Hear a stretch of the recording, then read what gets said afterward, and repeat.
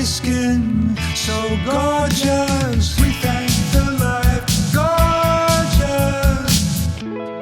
Thank the life gorgeous. I love the life gorgeous.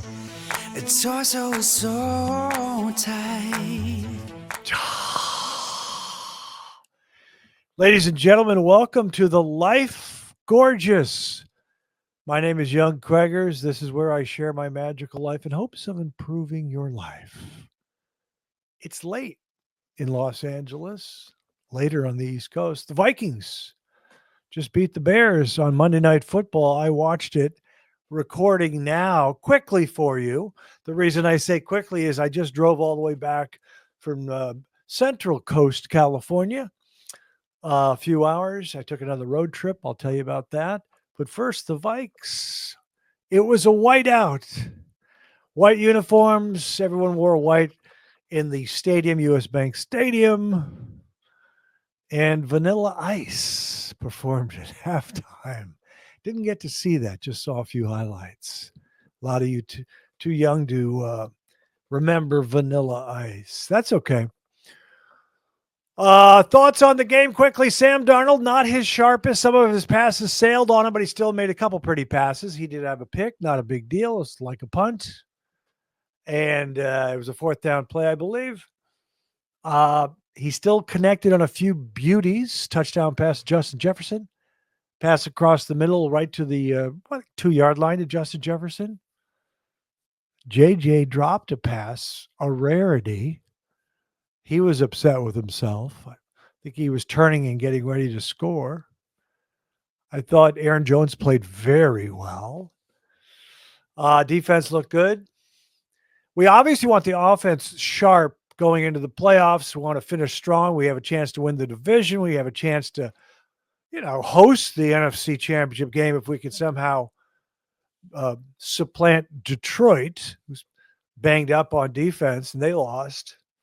So this is going to be a great end of the season, but we have a tough one. We have a tough schedule. Packers are looking good. So this is what we want. The Vikings are good again. They've always been good. They are probably the greatest franchise to never win a Super Bowl. I've been following them since the 1970s. They're 0-4 in the Super Bowl. Always talented, always gifted. I love our coach and coaches. That includes B-Flow on defense. Look pretty good. I'm trying to think. You want to be sharp going into the playoffs. However, I have seen good teams screw up their final game in the regular season and then look very sharp in the playoffs. But you don't really want to do that. You want to stay sharp. We were coming off our best offensive game against Atlanta, and we didn't look as sharp. And Sam was a little off. And what's his name? Cam Robinson had so many penalties. I think he had 4 infractions. And that was embarrassing. We got a punt blocked. Our offensive line sometimes, I don't know, man. Sometimes it struggles. Brian O'Neill came in and out of the game. He has an injury. I think he's going to be okay. All right, quickly. I took a trip up north, and we have a super van. We have a Euro van. This one has a shower. I can stand up. It has a flat screen. If you follow me on Instagram, another beautiful road trip for Lord Kilby, Kreggers. Went up to Carmel. I lunched at Matty's Tavern in Los Olivos. Maybe some of you have heard of Los Olivos. They have the Fess Parker in there. They filmed some scenes from Sideways there. It's near Solvang. It's near Santa Barbara. Matty's Tavern, we had lunch. It's an auberge resort, different than l'auberge, which is L apostrophe auberge, l'auberge. This is an auberge. Look up the difference. Research them. I've done it once or twice. They have places all over. I don't really know the difference between two companies. Don't really care, but they are nice. Stayed one night in Paso Robles, I Cortile. I think it's pronounced I Cortile. It means Italian for courtyard. I had eaten there before. It's a nice restaurant. I had an appetizer, stuffed quail. And that was festive. Very tasty. They had dressing in this quail. It was great. E cortile. E cortile. Then it was up to Carmel, my favorite spot. I'm sorry. I love it. I live there. I go up there. It's about 5 hours and 40 minutes from Los Angeles. Usually split up the drive. I can do it if I want to in one day, but I like to split it up. That's why I stayed in Paso Robles. Paso Robles makes some of the my favorite red wines, Cabernet. So I was in Carmel. A couple places I'll tell you about that I went to. There's a place called Little Swiss Cafe. I've been going there since 1990. They have great pancakes. Their pancakes are crepe-like, a lot of eggs in them. So they're very thin pancakes, very good. I didn't have breakfast.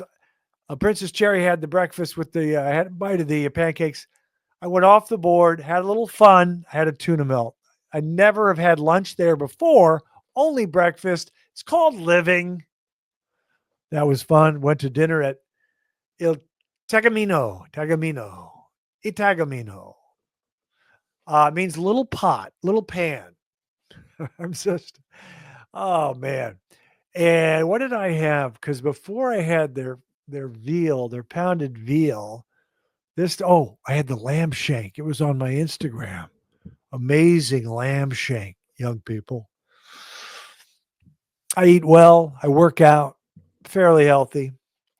Then this is kind of fun. There's a place called the Forge in the Forest, aka the General Store. I had drinks and appetizers there, and I met some friends there. And it's a legendary spot. It moved to its current location in 1944. The writers, John Steinbeck and Henry Miller, were frequent visitors, and so was Craig Kilborn in the early 1990s. That was my spot. I would drink beer back then. And I would have nachos. They don't have nachos on the menu anymore. They have egg rolls that are Reuben sandwiches, Reuben egg rolls, very good. But it's out indoor and outdoors. They have an old bar in there, they have a fireplace, and then outside they have really cool fire pits that are enclosed with stone, and they're just great. And that's where I used to go. But I went inside the bar this time, and I actually had a martini. First time I ever had a drink of martini there. So I have now. I'm going to show it on camera. This is a beer stein from 1990 that I got there. I don't think they have them anymore. General Store. I don't know if you can see that. And GS, General Store. And that's the type of beer. But this is a 1 liter. It's pretty big. It's a lot of beer. And this is what I have from the General Store, the Forge in the Forest. Great time. Let's see, what else did I do? Drove back, went to a place called Carmel and Montecito. It's been open a week. It's an oyster bar. It was great. I had a Dungeness crab omelet. There's your update, young people. There it is. We're doing a late night for Craigers, late night podcast. Vikings win. Quickly, Timberwolves pride. Like our defense, offense work in progress. I'm going to repeat it. I just like Rob Dillingham. He's fun to watch. Cat quick, explosive. I think you may have seen the pass off the backboard the other day. We'll see how much run he gets. T-Wolves off until Thursday when my guy, Karl Anthony Towns, comes back home. Wolves, Knicks. That's going to be a tough game. Knicks are good. Watch me wrap this puppy up. I'm going quick. I'm going to give you something, though. I gave you some restaurants. I talk about movies. I told you I was watching Landman last time, the series. But I'm just going to repeat this. I pay attention to the movie ratings more so than other ratings. The movie ratings I really pay attention to. The television ratings I don't always pay attention to. But all my Hitchcock movies are over an 8 rating. But when I want to rewatch a movie, I don't always watch a classic. I watch these other movies that are entertaining, and they're kind of in the low 7s. I always mentioned The Firm was 6.8. Now it's up to 6.9. That should be higher. I'm going to give you, in addition to The Firm, these are movies that are enjoyable to rewatch over and over again. You don't have to worry about wearing out a classic like The Graduate, which is in my top 5. And the reason I came up with this list is because I just rewatched The Next 3 Days with Russell Crowe. Believe it's from 2010, 7.3. Really enjoy it. Really like it. Have any of you guys ever seen The Next 3 Days? And when I give you this list now, I want you to send me in the comments on YouTube the movies that you like to rewatch over and over again that are in kind of the low 7s on IMDb. Next 3 Days, In the Line of Fire, Clint, love it. No Way Out, Kevin Costner, Will Patton, who plays the blonde guy who likes Gene Hackman, who's in the movie. Gene Hackman. In the Line of Fire, No Way Out. This one is really good. 3 Days of the Condor. So it's not, I almost treat it like one of my favorites of all time, but it's a really good, that's in the 70s, Robert Redford. I'm probably forgetting some, but The Next 3 Days, In the Line of Fire, No Way Out, 3 Days of the Condor, and The Firm. That's good. Young people, I got to run. I got to hit the sack. I drove back today from the Central Coast, number of hours on the road. Listened to, I switched it up. I listened to Burt Bacharach Station. They play Wichita Lineman a lot on there. This Guy's in Love with You. Elvis My Way. Interesting. Yeah. Mm-hmm. Proud of you. I'll have a guest, I think, next week. Should I get Rosillo? Rosillo says he'll be on whenever I want him. I just have to decide. Maybe I'll have him for the holidays, right before Christmas, and that might be next week. You might be right. I don't know. Proud of you. Gregors. Hey, remember, young people, I'm proud of you.